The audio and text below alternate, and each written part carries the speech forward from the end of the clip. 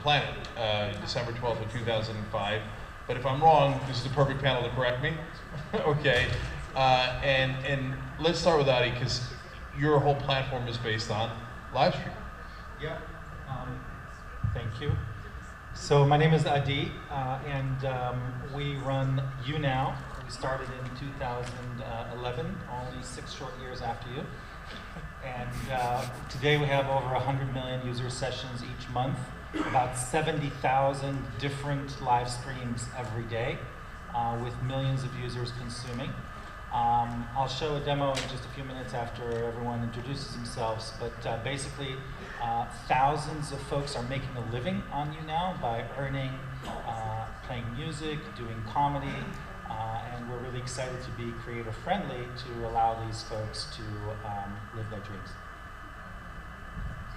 Emily? So I work at Twitter. I'm on the Global Content Partnerships team at Twitter, and I manage news partnerships. I work with broadcast partners. I work with digital publishers like the Young Turks. And one of the things that we've been really increasingly focused on as a company, and one of the things that our news partners in the space are increasingly focused on, is video, and specifically live video. And so as a company, we've made a couple of pretty big investments in the live video space over the last 2 years. First, with the acquisition of Periscope a couple of years ago, and then more recently, this past fall, with the development and launch of Twitter Live, which is our premium live streaming product. Hi, I'm Alden Fertig. I'm in charge of product development for Ustream, now an IBM company. And Ustream was founded in 2007. We were one of the first live streaming platforms. We were streaming from the phone and to your iPhone before Apple even had an HLS standard. So I think 2017, we're now officially a decade of live streaming as well. And in just about 1 year ago, Ustream was acquired by IBM, so now we're IBM Cloud Video.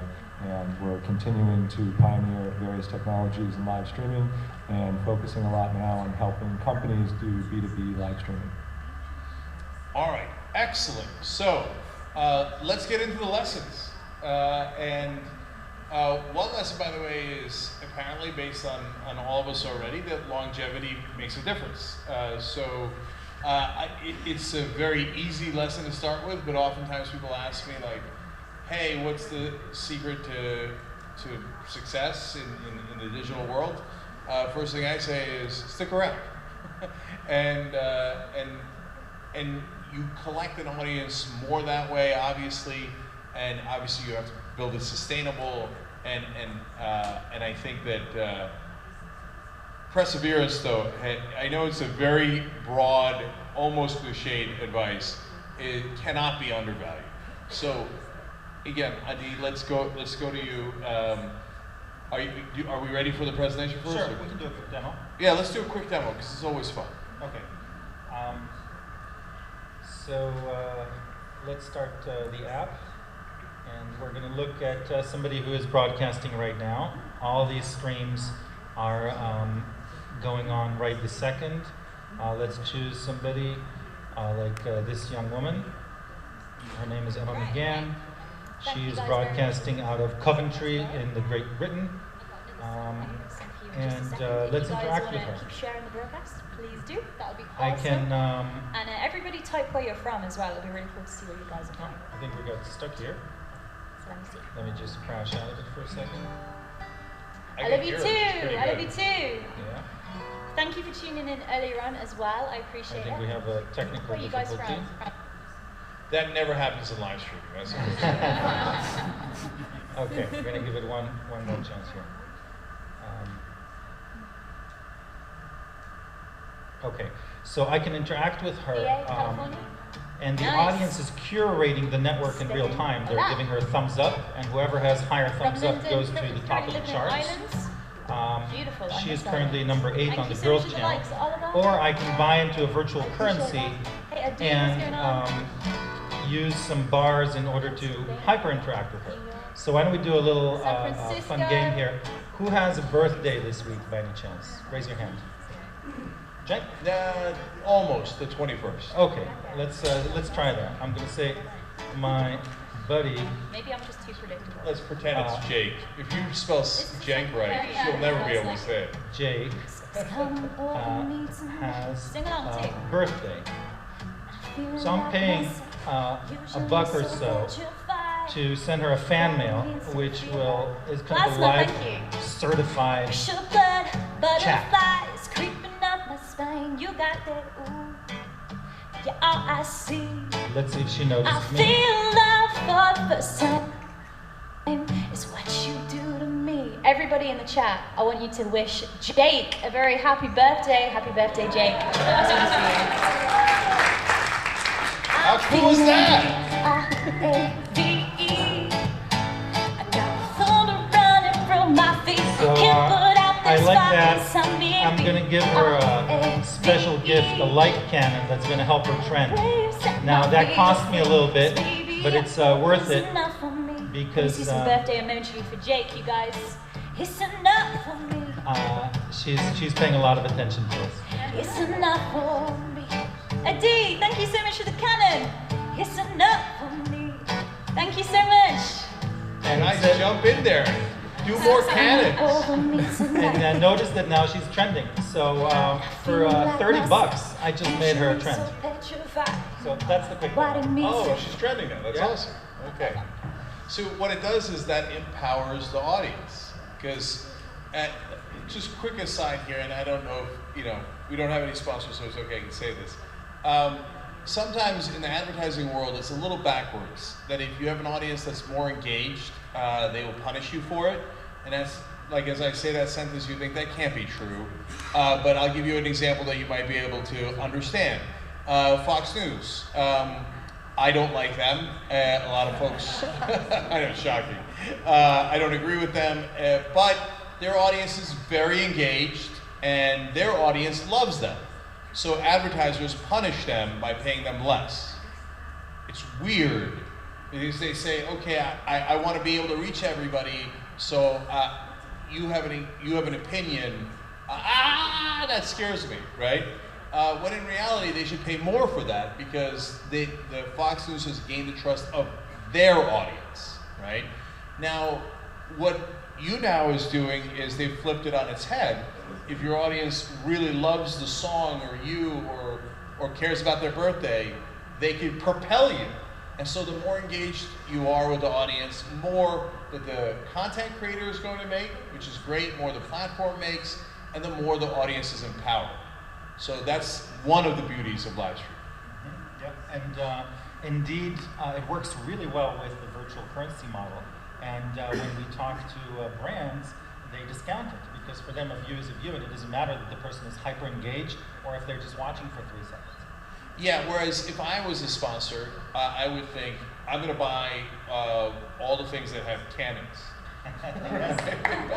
Because that makes sense. That means people care. They care. And they're showing it to you right there on the screen as it's happening.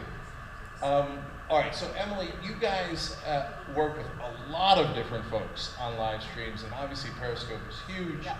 So talk to us about, it's too broad to say lessons learned, so let's just focus a little bit on, is there anything that has popped out to you guys that you would tell your partners, Yeah. hey, this is best practices. Of all the things, I would do either this one thing or these 3 things. Yeah. I mean, I think it's interesting working at a company like Twitter.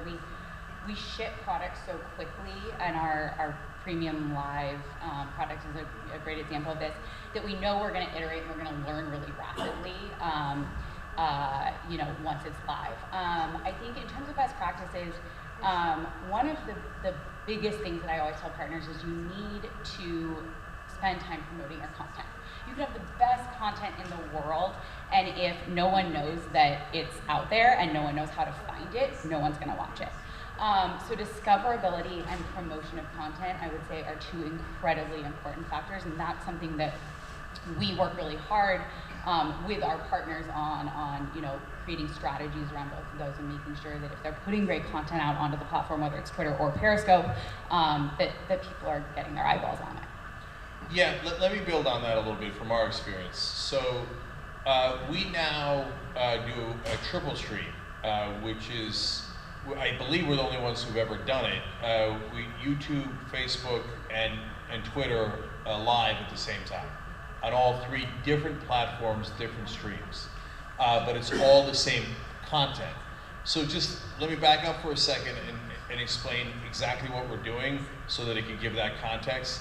So the TYT network has about 30 channels that some of the channels you saw in the video, Pop Trigger, Sports. Our flagship show is the Young Turks. That's the one I host, and it is on live every day for 2 hours, every weekday for 2 hours. And that's the one that we stream on all 3 platforms. And so one thing I do is, and you'd be shocked at how simple this is, and we broke an internet record doing this. On the day of the election, I kept saying, sharing is caring, which I got from my 4-year-old daughter. She learned that in preschool. So I said, if you're watching this on Facebook, share it on Facebook. If you're watching on Twitter, retweet it. Likewise on YouTube. And be a share bear. And they did, and we got 4.5 million streams on election day. And we got 1 million hours of viewing in just one day on a live stream. So that, I believe, is the internet record. Correct me if I'm wrong. I don't want to say it if I'm wrong, but I've been saying it since the election. And you're certified. The panel is certified. That's it. I'm certified. Okay. So as simple as, hey, tell the audience. I got this piece of advice 15 years ago when we were on the radio, and great program director at Sirius Satellite Radio said, you know, the most powerful thing you have is right in front of you. It's your mic. Use your mic. Activate your audience. And when you're live, whether it's on radio, TV never does it because they're mountaintop. They just talk down to you, right? But if you're on the internet, you cannot be mountaintop. You cannot talk down to people. You must interact with them. And you have this wonderful advantage of being able to interact with your audience on the spot. For God's sake, do it. So if you want them to share it with their family and friends, just tell them. And a lot of them will. Another thing we do is we use hashtag TYT Live on Twitter during the show. We did that before we were even streaming on Twitter, because it allows for better curation. Our producers then have the comments come to us, and I read them during the break. And God, they love that interactivity, because then I read, you know, El Duende Chingon writes in XYZ, and then everybody laughs at his comment, and he feels like he's on top of the world. Can you imagine if you sent in a comment live to Anderson Cooper or Wolf Blitzer, and they're like, oh, that's so funny, thanks for sending that in, Bob in Nebraska, and everybody on the set laughed, and Ben Jones is like, we gotta hire that guy. You'd be like, oh my God, look at what we just did, right? And so we do that daily on the show, so use the powers that you have. Well, and I would just add to that, it goes back to building a relationship with your audience, right? And that's exactly what you guys are doing when you engage your audience in that way. And that's what gets your audience to keep coming back every single day that you're broadcasting and keep following you, because they feel like they're a part of what you're doing. Yeah, and for the audience, the biggest value is indeed that interaction or potential interaction. You know, otherwise they can be watching TV and they can be watching Game of Thrones and they can be watching a lot of other things. But the promise of the interaction and of the participation, it puts that level of entertainment and reward at a whole other plane. Great. Alden, similar question to Emily. When people come onto your platform, is there kind of best practices that you guys talk to them about, and what are they? Yeah, there was one, you mentioned first, you said, you know, longevity, and that's true not just, you know, sticking around long enough to build your fan base, but also a lot of people don't realize that the best way to increase your numbers for live streaming is just stream longer. And so, you know, if you can afford to stream for an hour or 2 or 24 straight, a lot of the best live streaming things have been things where someone says, well, I'm going to, you know, play video games straight for 24 hours. That was one of the, you know, we talked about a decade of live streaming. That was one of the groundbreaking things that first happened on our platform. Someone said, we're going to play video games for 24 hours straight. Now that's like, oh, people do that all the time. But at the time, that was like, oh, that's crazy. Why would you do that? Who's going to watch that? And so streaming longer is one of the ones where you see people making the biggest mistakes on, is that they think, oh, this is like television, this is like radio. We need to start right at the top of the hour, we need to finish at the top of the hour. Or sometimes people are like, we're going to do a 20-minute press conference live. And it's like, by the time the press conference is happening, it's already over, and your audience doesn't have time to figure it out. So, you know, if you stream longer, then you can really take advantage of what you said, like encourage people to share, okay? Share, you know, grow the audience, and you can only grow that audience if you stay on the air and stay live. And so it's harder because you have to fill that time or something, but a lot of people miss this, and they just do really short things, and short form doesn't work as well now, but long form works great.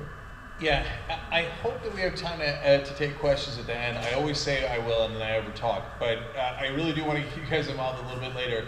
But along those lines, I want you to know, because I don't know how you're going to do this in practice, but I want to give you the range because of that. It depends on what you're trying to accomplish. So if you're just trying to put up a YouTube video or Facebook video or video on Twitter,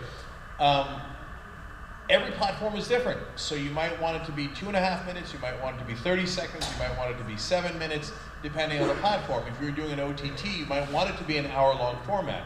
In the format of live streaming, if you're just concerned about the number of people watching at that time, then Alden is definitely correct, right? The longer you're on, not because, like, hey, I had 10 people in the first minute, and then I had the second 10 people in the second minute, but because it actually builds on top of one another. It can sometimes have an exponential effect, and the more that people find out about it. Now, if you're gonna then have that piece of content live outside of the live stream, then you've got two factors to consider. When people are watching it later, you might not want it to be 24 hours, right? So you have to keep it real in that regard and balance those two things into account. And again, we have 12 years of experience on this, so the way to again, buttress Alden's point here, the first time we ever broke through nationally and got press and attention and was in 2006, when we said we're going to stay on the air for as long as we can, live, until the Democrats call for a filibuster of Sam Alito. Now, we didn't know how long that was. We were going in blind, and I remember at the time we were on radio and online, and we're like, can we do that? And we're like, I think we can, right? So we'll do the radio show, and then we'll tell the radio audience, we're gonna continue on tytnetwork.com, and come see us over there. And we're doing a live stream, and we're gonna keep going. It turned into 99 hours, okay? We did not plan it for it to be 99 hours, but it was, and I mean, it sounds like a kind of a nice number, but just total coincidence from the beginning of our show that day to when John Kerry called for a filibuster from France. I don't know if you guys remember that, but he took a lot of heat for like, oh, you're calling for a filibuster from France. We were like, yes, yes, don't wait to come back home, call it now. And you know, one of the things that happened was, all of a sudden, as people saw us on air for 7 hours, 12 hours, 15 hours, Jesus, it's 3 in the morning, they're still on air, they're not kidding, right? Other bloggers at the time, because back then bloggers were huge, especially political bloggers, started calling in and going, hey, you want me to do a shift for you? And yeah, and then radio hosts started calling in and saying, I'll do a shift too. So you guys can get some sleep. So I did the most. I did 78 out of the 99 hours, but you can't go 99 hours straight. And you know what happened? We started building a community. And bloggers, hey, a Fire Dog Lake. I hadn't heard of Fire Dog Lake. That's great. The Fire Dog Lake guys was like, oh, I hadn't heard of the Young Turks. That's great. And then Tom Hartman and all these guys started circulating, and we became a community right there in that 99-hour block. So there's great strength in numbers, sharing, and also like literal longevity in your stream. So that's great. So let's go back to you now. Can you tell why the things that are trending, or why the folks who are most successful on your platform? It's because it could be content, right? It could be just that they're better singers, or they have better content, or talk shows work the best, by the way. Talk shows work better than singing, or singing works better than talk shows. What's your sense of it? Yeah, so just on the talk shows versus singing, 15% of the platform is music, 85% of it is talk. It's just because 85% are not as talented as the 15%. And anyone can talk. But certainly it is about the interaction, and the most successful streamers are talkers. The musicians are great, they can be, you know, terrific and outstanding, but if they don't take the time to read what's going on in the chat and react, just like this young lady did, they're not going to be successful.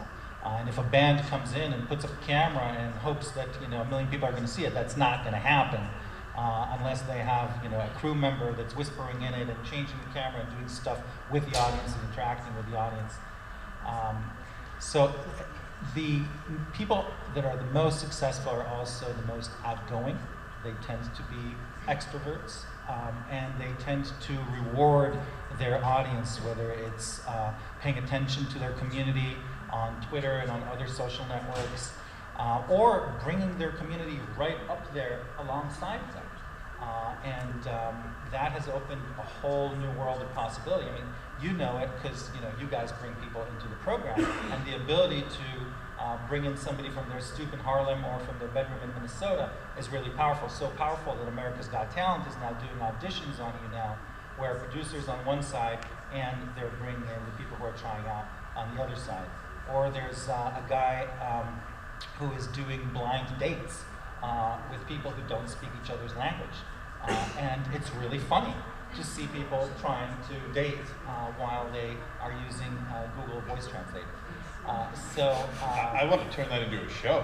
That sounds fun. Yep, I'll show it to you right after. Yeah, that's amazing. So let's go to Ustream.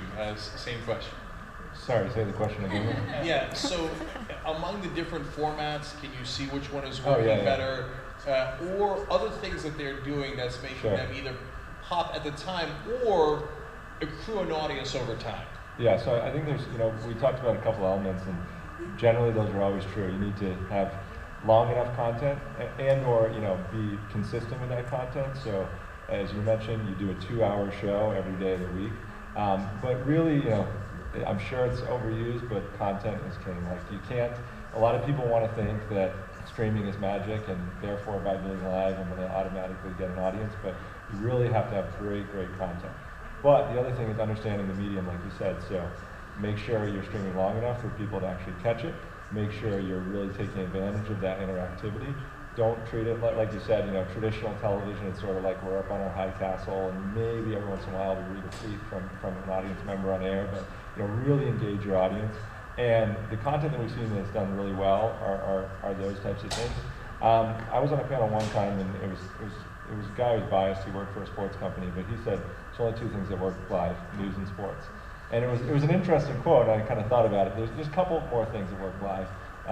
Really interesting animal camps work pretty well live. We just spoke to a gentleman in the audience who streams his church services. There's a lot of those.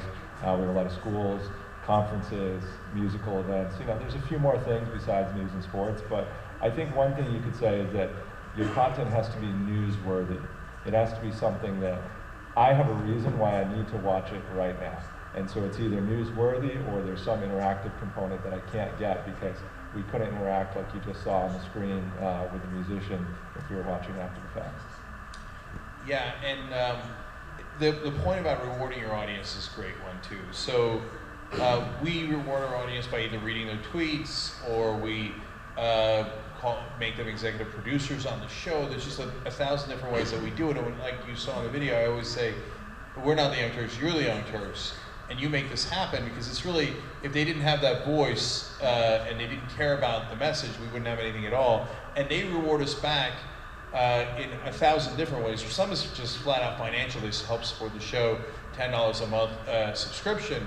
The other is I don't think we've ever lost an online poll, right? If it's a contest or award based on online voting, good night, Irene, right? And then they feel empowered. Hey, we won that. So every Webby, Streamy, et cetera that we've ever won is because of the audience. And I say, like, so some people kind of cliche say we couldn't have done anything without the audience. In our case, it's literal, and that's how live streams are built. So then now let's talk about stars.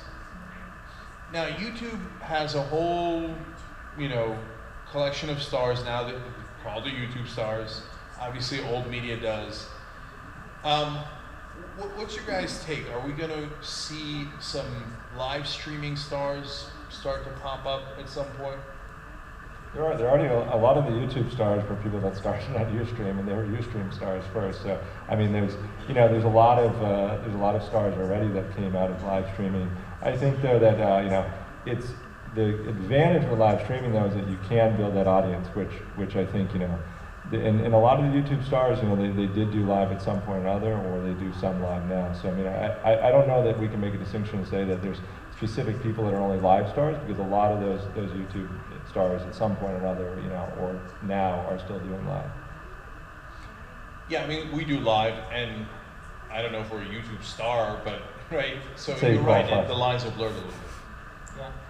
I was just saying, I would add to that. I think a great example of that is like people got started on YouTube before maybe there were as many options in terms of live streaming platforms, and so I think that now we're seeing as live streaming is becoming so relevant and so many different people are experimenting with it and investing in it. It's that natural progression to say, okay, well then we need to get involved in this space and we need to start experimenting with live, right?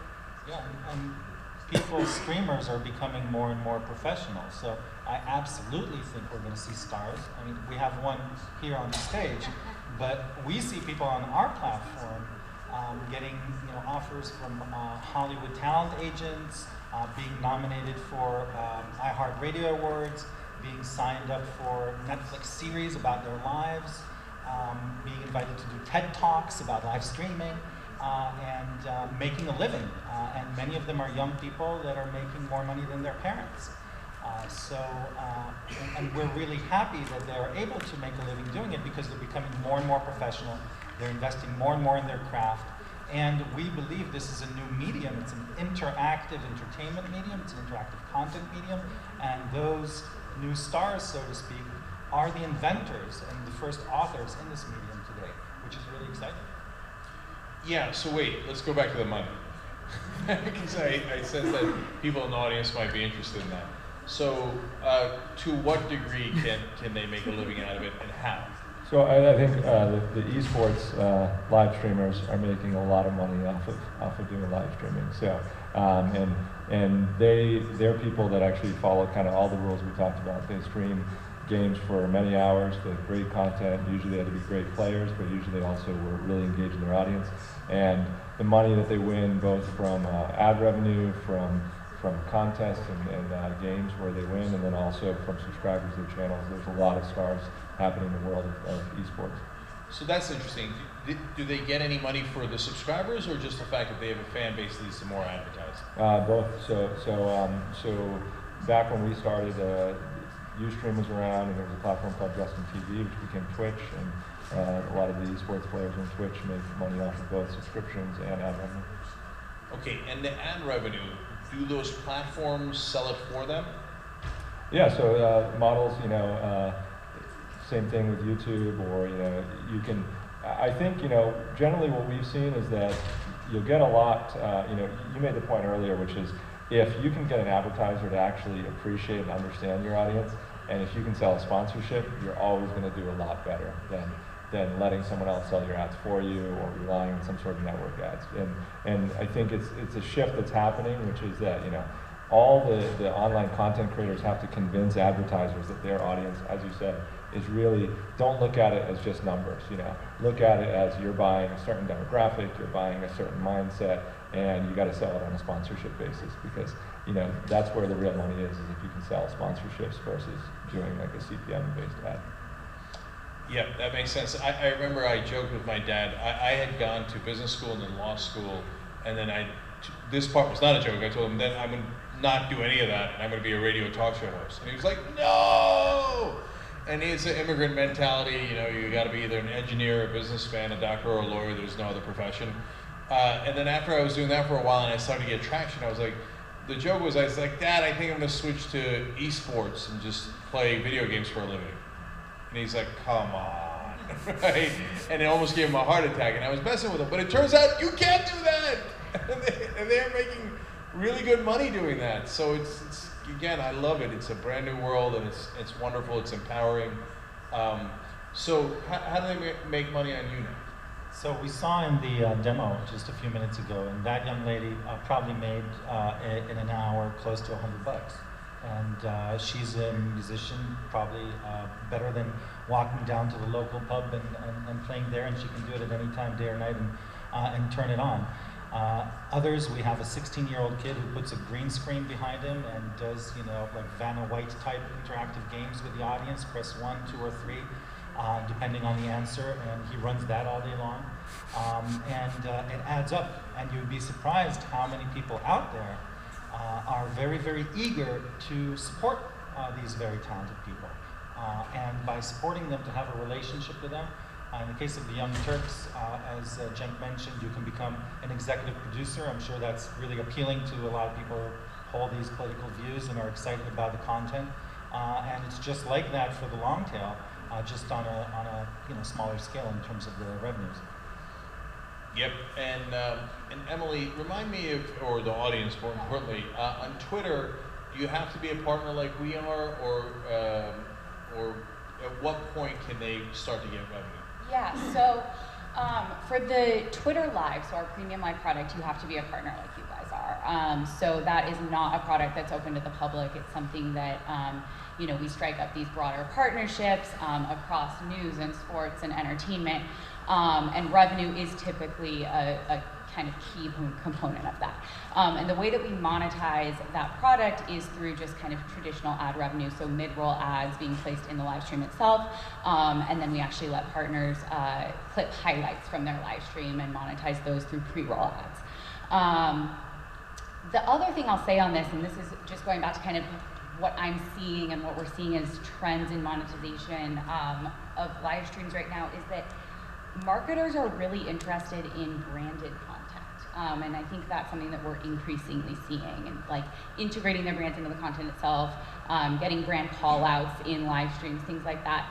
And so some of our partners are starting to experiment with that, and it's been really interesting to see. But I think that when we think about individuals, these individual content creators, that's going to potentially become a really interesting monetization channel for them, because they may not have the ability to insert an ad into their live stream, but if they can strike up a partnership with a brand or an advertiser, they can still potentially make money that way. Yeah, and I think it was a Periscope star that I saw a couple of years ago, maybe at this conference. I'm going to butcher 18 parts of the story, but so don't quote me on any specific part. Just the general gist was, he was talking to a sponsor, and he goes live at all these different things, and he travels. That's his thing. And so they're like, okay, could you maybe have like the Marriott, I'll make it up, like behind you, and they could see it while you're doing the video? And he's like, no, you're not getting it. We're going to do completely the reverse. We're going to put the Marriott up front and say, hey, thank God for Marriott. They allowed us to have this trip. Isn't it cool that we're in Salt Lake City because of Marriott, right? And he's like, it's okay, own it. And if you're honest about it, your audience will appreciate it more, and then the brand will get a lot more. It's a win-win. Yep.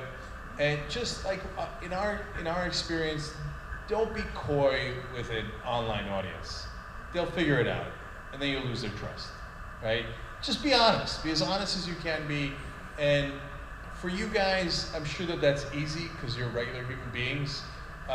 Whereas in the old media world, they're trained robots a little bit, and so they're like trained to read from scripts, and that's why I say they're not news anchors, they're news actors, and they get trained in some ways. And one of the things they're trained with is like, hey, don't be too honest, that'll get you in trouble, right? Online, not being honest will get you in trouble. Okay, so let's talk about an inflection point. When live streams start competing apples to apples with TV. So now I gave you the numbers for election night for us, but I'll give you apples to apples. So TV does not count in streams, of course. They count in concurrent viewers. How many people are watching at that moment? Now, it's the rating system is vastly imperfect, but let's take their word for it, right? And so in concurrent viewers, we had 135,000 people watching at any one time, which probably beat about a quarter of cable, maybe a third of cable that day. So there we have apples to apples. And of course, what we have that they don't have, or they, is that we can take the whole show, chop it up, and put it online, and then monetize that as well, because that's the lion's share of our revenue, is when we chop it up and put it online. So if your live streams start beating TV apples to apples, and they don't have oranges and you do, like, they're going to be in a lot of trouble. So when you guys get it, do you have a sense of when we might hit that inflection point? The other thing that you have going is extremely low production values. So to create those numbers, you probably spend 5% of what CNN spend, if not less. Yes. So your ability to recreate that is 20 times higher than their ability. So right there, the game is going to be over for them. It's just a matter of when. We have, more traffic concurrent than probably some of the Viacom channels. So that's going to happen also. And it's no secret that the media companies are scared shitless from what Facebook and Twitter and YouTube are doing in this space. So I think it's a question of when, not if. Yeah, no, I'd agree with that. And I think, we are starting to see partners that are in broadcast TV doing more and more simulcast on Twitter via products like Periscope and Periscope Producer. So I think, this is a trend that we're definitely seeing. We're all aware of the cord cutter generation, more people turning to mobile, turning to web. And I think that these traditional TV outlets are starting to be aware of that and trying to figure out how to navigate through the system and not completely lose their audience. And that may be turning to some of these alternative platforms where they can still distribute their content and reach the audience that they're trying to reach, because their audience is moving away from TV. That's a fact. Do they need to change the way that they conceive of their content in order to do that? I mean, I think time will tell. They may, because to Jake's point earlier, I mean, traditional linear broadcast is like top-down, one-way directional talking at your audience, right? And that is not a live streaming best practice, as discussed. So when you're thinking about live streaming and thinking about the way that you engage your audience, so much of it is based on that interactivity and that conversational nature, that we may really see it changing the way that they kind of think about creation of their content. I would say the inflection point's kind of already here, because the fact that YouTube just announced a cable bundle should say something about, the fact that, really this type of convergence and this proliferation of, there's everything from the most amateur content creators all the way up through now bigger networks want to invest in things that look more like amateur content creation. And you can have a Roku box or an Apple TV, and you're going to see maybe your Young Turks channel right next to your CNN channel. It's already happening, and it's not really a fixed pie, and it's like who gets which half of the pie. It's just that there's more and more and more content, and it's changing, and everyone's trying to battle on different fronts and figure out what's going to work, because there's still certain pieces of content. There's still a lot of pieces of content that you can only get in certain places, and so for the major networks, that might be some major sports, but for some of the online properties, it's the hottest Netflix show or the hottest Amazon Prime exclusive, and so the battles continue, and there's still quite a few options of where you can get your content. Alden, you're more right than you know. I can't announce it yet, but there will be a situation where, yes, you will see us right next to those channels in several different places. So the inflection point might be in 3 weeks. So we'll see how that goes. We're going to take your questions next, but I just, again, as usual, I want to jump in on a couple points that were made. You guys are right. They don't know how to not spend money. It reminds me of the early 1980s when pulling your socks up became uncool. Like, I'm so old, I have analogies from the 70s. So in the 70s, everybody would pull their tube socks all the way up and they'd go to gym class with that. And then in the 80s, they became uncool because that looked like you were trying too hard. So the cool kids would pull their socks all the way up and then slowly roll them down, hence doubling their effort to try to look like they put no effort into it. And that is what TV is doing now, right? They're like, okay, let's spend even more money making it look like it's low production values. I have a better idea. and by the way, just because you spend less doesn't mean that it doesn't look great. Our studio, I think, is lovely, and I think that when we compare it to the other networks, we seem to outperform them in terms of the amount of minutes that are viewed. And by the way, it was built by our audience. We asked them when we switched over from TV to online, can you guys help us build this? And our audience gave us $425,000 to build it. That's bullshit! Come on, I thought we were going to have a reasonable discussion. That's not the real Jake. That's bullshit. I'm the real Jake over here. You're supposed to have another Jake when you marry it. Okay, this is Steven Crowder, everybody. This isn't the real Jake. You think you're married to it's not happening. It's bullshit. What are you doing? You got my sweat the panel. Okay, so this is not a friend of mine. This is what he does. You know that's bullshit. Okay. Right? He basically makes money by riding my dick.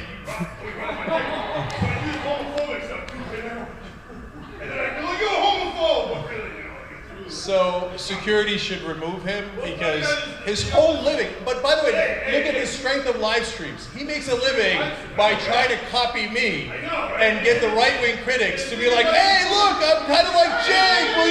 Will you please watch me? Because he's so big that I'm just going to hang on. I know, you know, like, right, listen, you know, there was a time, I mean, live stream getting divided. It's like cable, right? It's like there's lower numbers. Hey, maybe you should try to get your own show or your own panel. I know, right? Like, I know, like, this guy is right my dick! It's bullshit! It's bullshit! He's always right my dick! We're trying to reasonable discussion. You know, someone's coming, sir. That's what he does, right? But what he does... But you're also taking up their time, Steve. You're also taking up their time.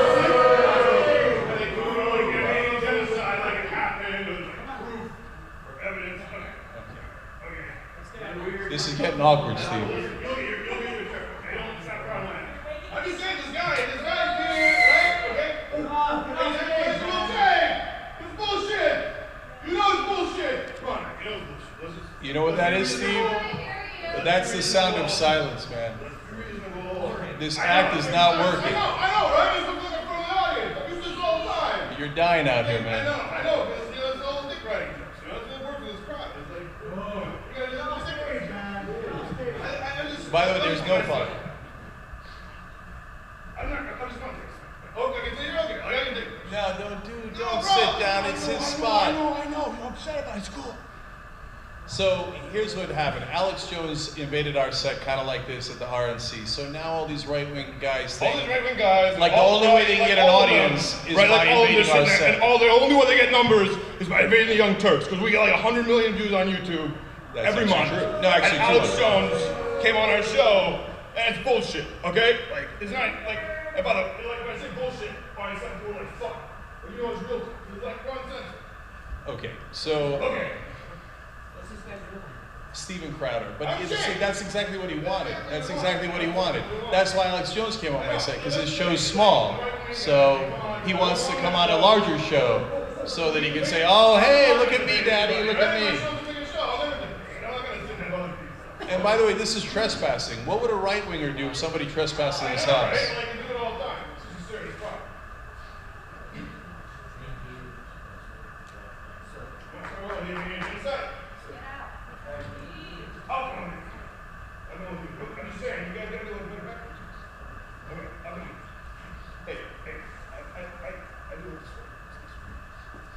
But by the way, guys, you shouldn't go into like the fucking hate speech with the dick right, okay? Like, I know. Look, dick right joke. You know, come on. That's it. It's cute, right? I know. All right, so that's your cottage industry of our haters. Yeah. So it's both sad and flattering, right? Yeah. So that guy, his whole thing is trying to make a living off of criticizing us and doing sketches around us. So we were talking about the inflection point. Now some live streams are so large that people make money just off of writing other live streams, right? Now, if they're gonna do parodies though, it would be helpful if it was funny. And so maybe there's still some things to be learned from old media, like SNL, right? And so, and yes, in some ways it's flattering that he's not the only one. There are like dozens of channels that make a living off of just criticizing this. So, God bless, and of course what they don't realize is that creates a larger audience for us. And so they're like, we'll show you, but bring you even more audience. It reminds me of Howard Stern's movie Private Parts, where they come to the program director, and it's the first time he's on a major station, and they say, all right, well, a lot of people like him, that's true, but a lot of people hate him. How long do people listen? They're like, well, it's two different categories. The people who like him listen for an hour. The people who don't like him listen for 2 hours. So the election night that I was talking about, we had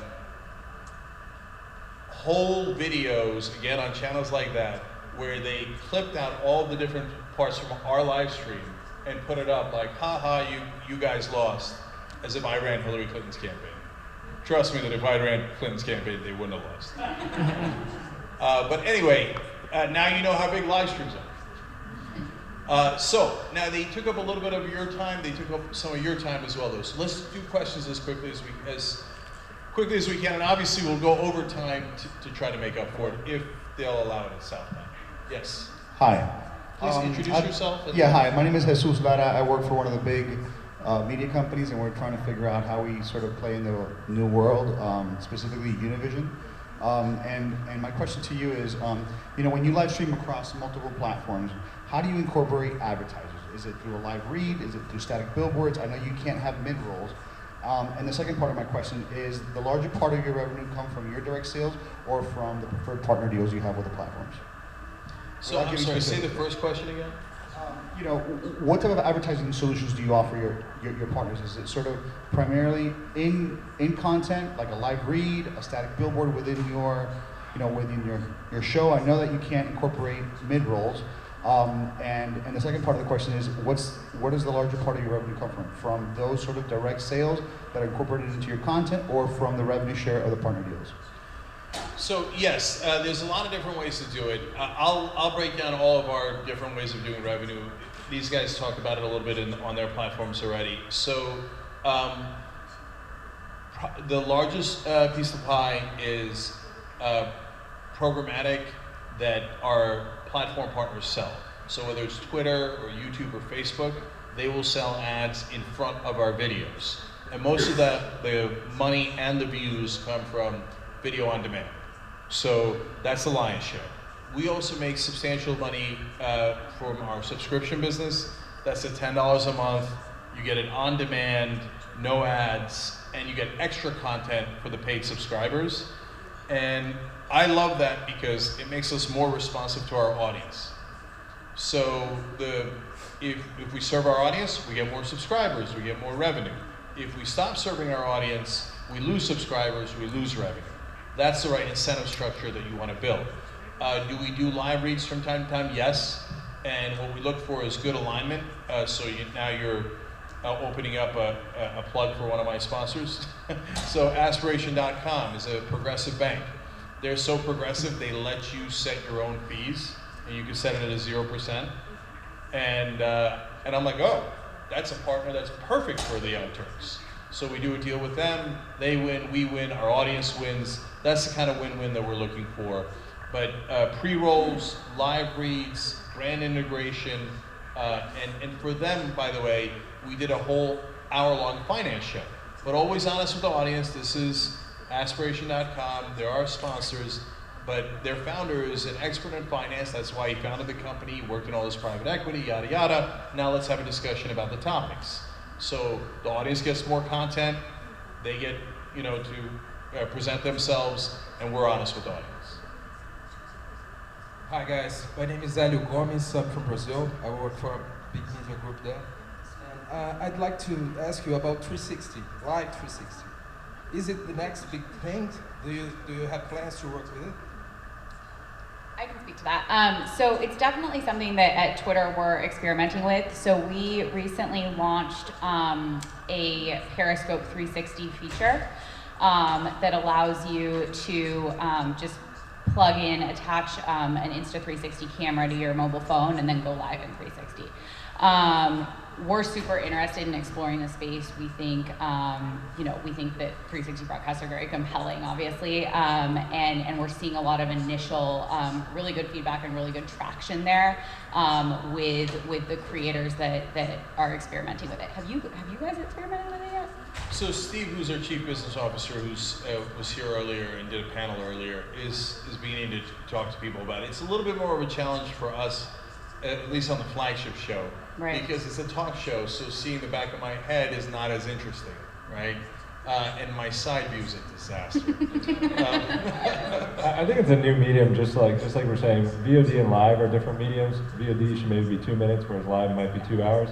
And 360, there's a time and a place for it, but like you said, like I've seen people do conferences in 360. I mean, like you guys are all looking right here. We don't need to see the rest of the room. It's not that interesting. But on the other hand, I'm hearing that people are doing 360 refugee landings in Europe, and that's where it might be interesting to see what would it be like for that perspective of being in the boat when you're landing on the shores of Europe. And that's where 360 could be compelling. But I think right now people are so excited about 360, they think it's like, oh, we should try 360 everything. And like you said, there's a lot of cases where it just doesn't matter, And we did find a merger between political news and 360 because we shot a YouTube show in an Oval Office that they had recreated in YouTube Space LA.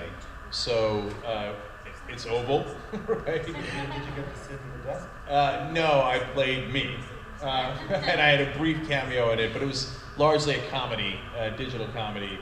And so that worked because there's people like aides doing some work over there, and an assistant over there, and a reporter here, and it gave you a sense of the full sense of the room.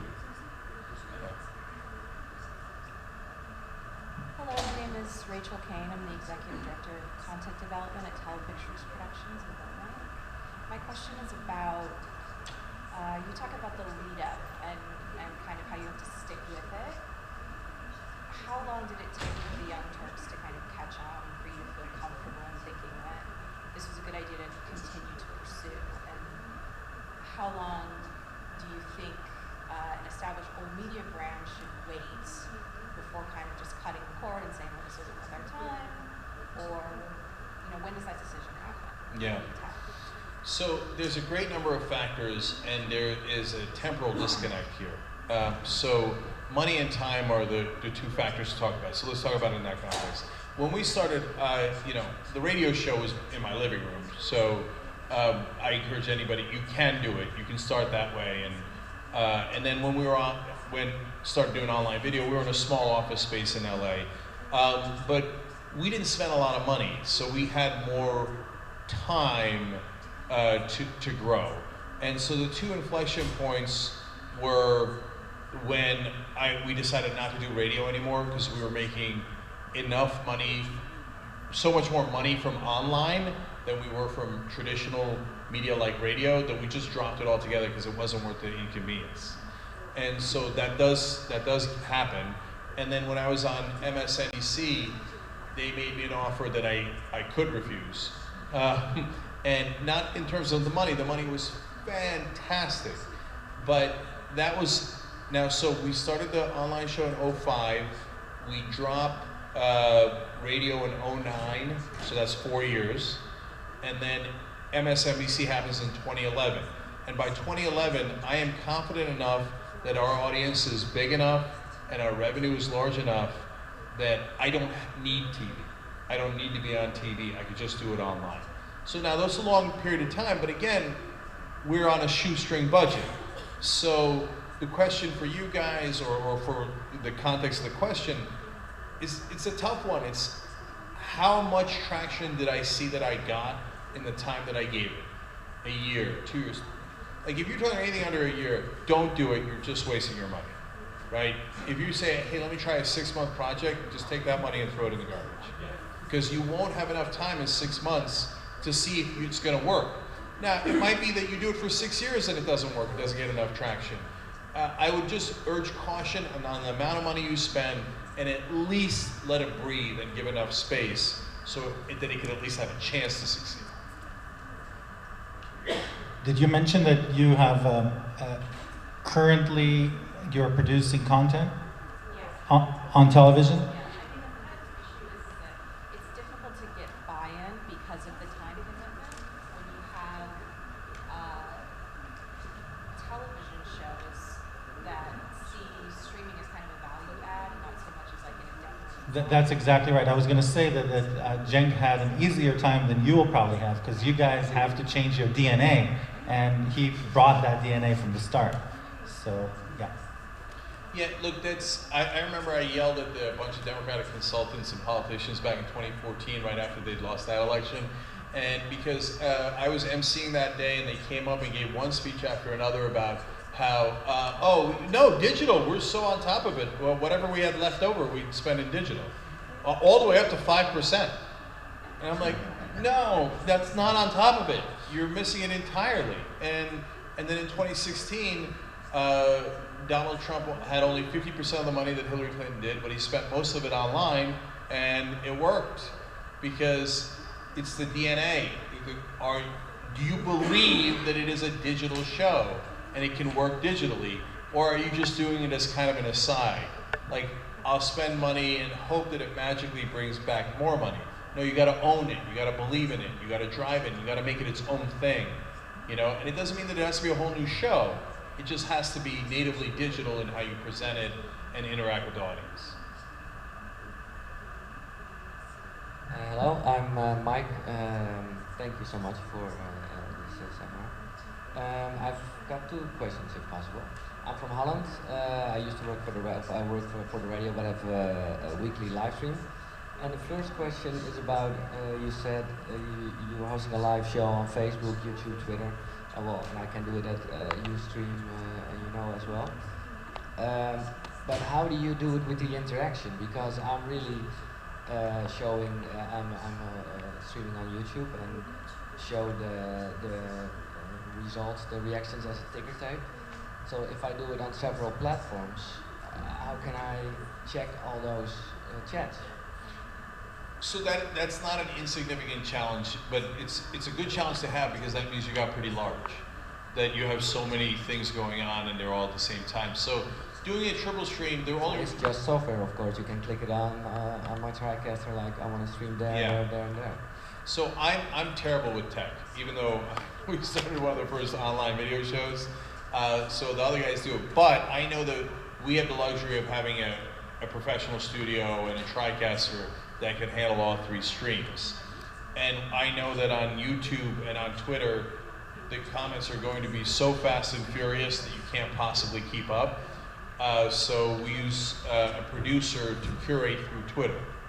Now, we could curate through others, but we think Twitter is the best for that kind of interaction. So it just requires a dedicated person to be able to handle the streams. And maybe I don't want to intimidate you whether you need a whole staff. No, right? no, but what you say is, I think it's a good one. You say, okay, react on Twitter. Do not use the chat on Facebook or YouTube. Yeah, we've seen two approaches generally. One is either you can afford to have a producer who kind of checks all of them and then kind of curates them and picks out the good ones, gives them the host. The other is just have everyone go to Twitter, because Twitter is, the nice thing about it is that everyone kind of understands it. I'm not just saying this to go to Twitter on the panel, but everyone understands it. Most people already have an identity there, and you have a lot of flexibility with how you use hashtags and things, and people can already engage other people by doing @replies and all that. So most commonly we see that people will kind of, if they go across multiple platforms, they'll use Twitter as the single one to do the, and I mean really there isn't really much you can't do there. So that's a pretty common approach if you can't afford to have a producer that checks 3 common streams at once.